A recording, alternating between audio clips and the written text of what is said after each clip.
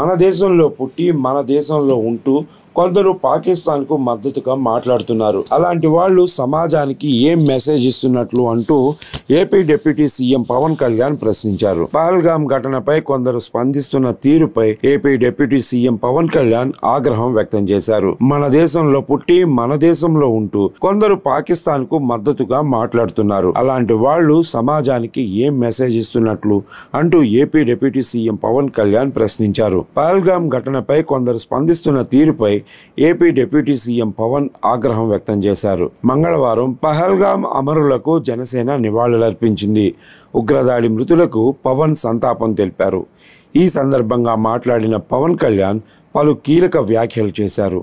మత ప్రాతిపదికన 26 మందిని చంపిన పాకిస్తాన్కు అనుకూలంగా మాట్లాడడం సరికాదని, మత ప్రాతిపదికన 26 మందిని చంపిన పాకిస్తాన్కు అనుకూలంగా మాట్లాడడం సరికాదని, కొందరు ఇండియాలో ఉండి పాకిస్తాన్ను ప్రేమిస్తున్నారు. పాకిస్తాన్ను ప్రేమించే వాళ్ళు ఆ దేశానికి వెళ్లిపోవచ్చంటూ పవన్ ఘాటుగా స్పందించారు. ఉగ్రవాదం, హింసపై అందరూ ఒకేలా స్పందించాలని, కాశ్మీర్ భారత్లో భాగమని, ఇలాంటి విషయాలపై ఓట్లు సీట్ల కోసం మాట్లాడకూడదంటూ పవన్ చెప్పారు. కొందరు కాంగ్రెస్ నేతలు పాకిస్తాన్కు అనుకూలంగా మాట్లాడుతున్నారంటూ పవన్ కళ్యాణ్ ఆగ్రహం వ్యక్తం చేశారు.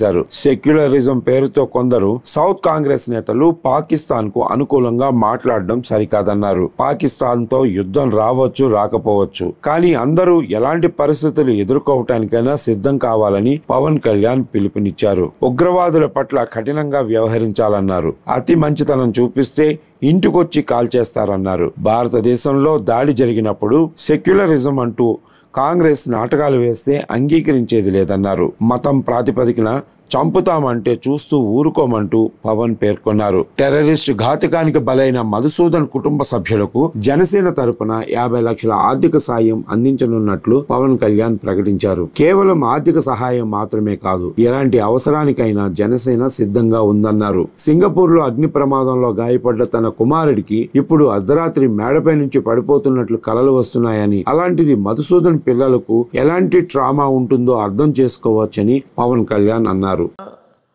ఇంత 26 మంది చనిపోతే మత ప్రాతిపాదికను చంపినా కానీ మన సెక్యులర్ వాదులు, సో కాల్డ్ సూడో సెక్యులరిస్ట్, వాళ్ళు ఏం మాట్లాడుతున్నారు? మతం అడిగి చంపలేదంటారు. చనిపోయిన మధుసూదన్ గారి భార్య అందరూ వాళ్ళ అబద్ధాలు చెప్తారు. వాళ్ళు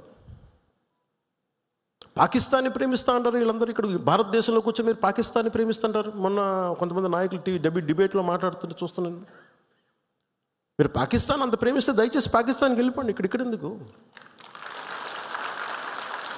పాకిస్తాన్ మీద మీకు అంత ప్రేమే ఉంటే ఇది మాట్లాడుతున్న పని ఏదైనా వీళ్ళందరూ కూర్చొని కాంగ్రెస్ నాయకులు వీళ్ళందరూ, కొంతమంది ఎమ్మెల్సీలు కూడా ఉన్నట్టుగా అనిపించింది నాకు చూస్తుంటే. ముఖ్యంగా సౌత్ నుంచి ఉన్నారు కొంతమంది సీనియర్ కాంగ్రెస్ నాయకులేమో కాంగ్రెస్లోనే విభేదం ఉంది.